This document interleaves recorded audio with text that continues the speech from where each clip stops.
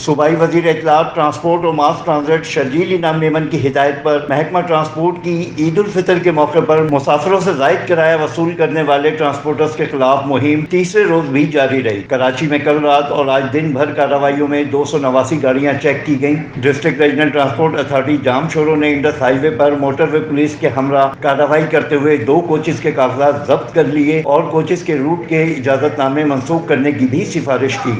محکمہ ٹرانسپورٹ کے افسران نے شہید بے نظیر آباد میں موٹر وے پولیس کے ہمراہ 30 گاڑیاں چیک کی اور مسافروں سے زائد کرایہ وصول کرنے پر 9 گاڑیوں کا چالان کیا اور 8,000 روپے جرمانہ عائد کیا۔ لاڑکانہ میں مجموعی طور پر 40 گاڑیاں چیک کی گئیں اور زائد کرایے کی شکایت پر 22,000 روپے جرمانہ عائد کیا گیا۔ زائد کرایہ وصول کرنے کے خلاف جاری مہم میں مٹھی، سانگڑ اور دیگر اضلاع میں بھی کارروائیاں جاری ہیں۔ Afzal Khan, C110 news, Karachi.